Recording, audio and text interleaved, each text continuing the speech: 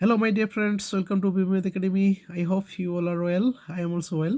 আজকে আবারও হাজির হয়েছি মেন্টাল এবিলিটি রিলেটেড কয়েকটি গাণিতিক সমস্যা নিয়ে। তো আমি পূর্বে কয়েকটি ক্লাস নিয়েছিলাম মেন্টাল এবিলিটি রিলেটেড এবং সেখানেও বলেছি, আজকেও বলবো। এই ধরনের কোশ্চেনের সলিউশন আমরা লজিক বা যুক্তিবিদ্যাকে ব্যবহার করে থাকি। এ ধরনের কোশ্চেনের সলিউশন করার পূর্বে কোশ্চেনটি ভালো মতো দেখতে হবে। কোশ্চেনটির চারদিকে লক্ষ্য করে তারপরেই সিদ্ধান্ত নিতে হবে যে আসলে কীভাবে সলিউশন করা যায়। আরেকটা কথা বলে রাখি, এ ধরনের কোশ্চেনের ধরাবাঁধা কোনো নিয়ম নেই, তবে অবশ্যই কোনো একটা নিয়মকে ফলো করে কোশ্চেনটি তৈরি করা হয়ে থাকে।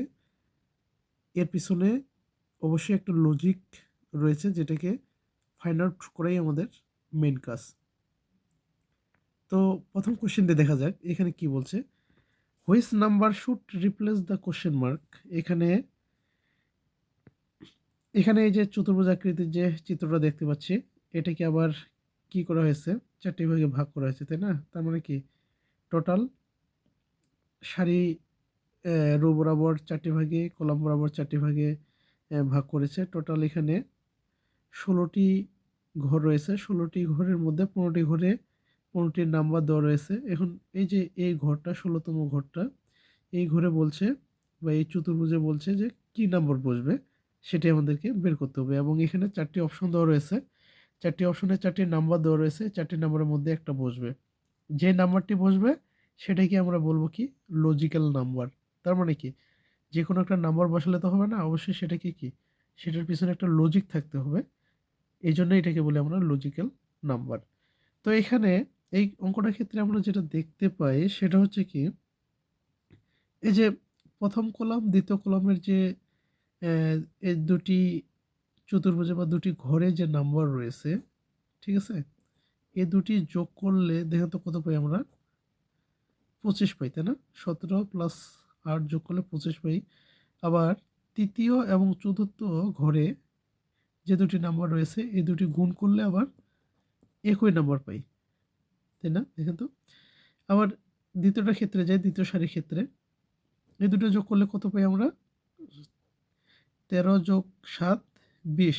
আবার 4 5 যদি আমরা গুণ করি তাহলে কত পাই, 20ই পাচ্ছি। আবার এখানে দেখেন 6 এবং 12 যোগ করলে কত পাই, 18, তাই না? আবার এখানে 6 আর 3 গুণ করলে কত পাচ্ছি, 18 পাচ্ছি। তার মানে কি মিলতেছে, কিন্তু এই যে একটা লজিক আমরা যে এখানে দেখতে পাচ্ছি যে এই লজিকটাকে কি ফলো করতেছে। যদি প্রথম দ্বিতীয় তৃতীয় সারির ক্ষেত্রে একই লজিককে ব্যবহার করা হয় বা এই নিয়মটাকে যদি আমরা ফলো করি বা মিলে যায়, তাহলে চতুর্থের ক্ষেত্রেও কি সেটা অবশ্যই মানবে, তাই না? সেই নিয়মটাকে মানবে।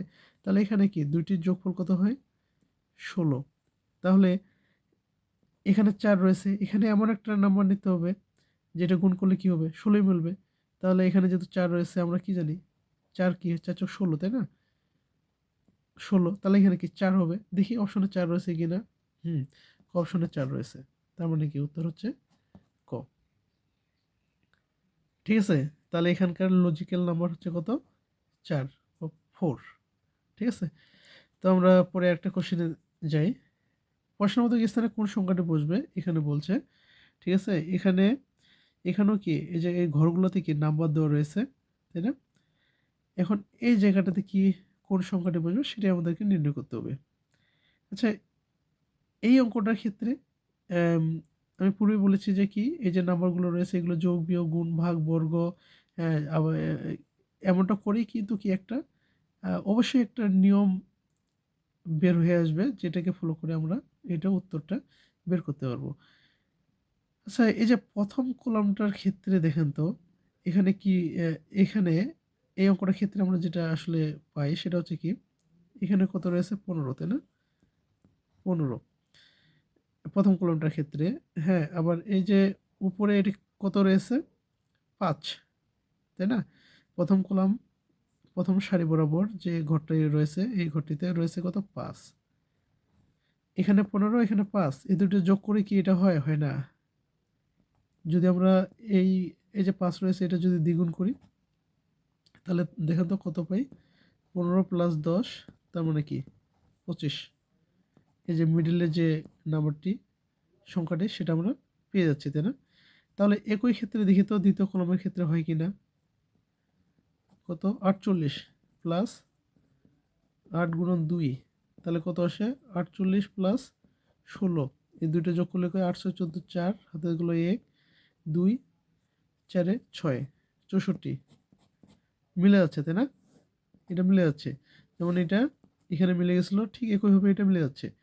যদি এই দুইটা কলমের ক্ষেত্রে এই নিয়মটাকে একই, অর্থাৎ কি একটা নিয়মকে যদি মেনে আমরা এই সংখ্যাটা নিয়ে আসতে পারি, তাহলে এটা আমরা বলতে পারি যে এই নিয়মটাকে ফলো করেই আমরা এখানে যে সংখ্যাটা পেয়েছি সেটা আমরা নির্ণয় করতে পারবো। ঠিক আছে, এই লজিকটাকে ব্যবহার করে। তাহলে এখানে দেখেন 99 প্লাস 11 গুণন 2, তাই না? তাহলে এখানে কত আসে 99 প্লাস 11 দুগুণে 22, যোগ করি 9 2 11 এক, হাতে এগুলো 1 9 2 11 একে 12। তাহলে এখানে যে সংখ্যাটা পেয়েছি সেটা হবে কত 121। দেখি অপশনে রয়েছে কিনা, রয়েছে ক নম্বর অপশনে। তাহলে কি এটি হচ্ছে আমাদের কাঙ্ক্ষিত উত্তর। আমার এই ভিডিওগুলো যদি আপনাদের ভালো লেগে থাকে অবশ্যই লাইক কমেন্ট শেয়ার করবেন। আপনাদের কোনো উপদেশ থাকলে অবশ্যই কমেন্টে জানাবেন। ধন্যবাদ সবাইকে।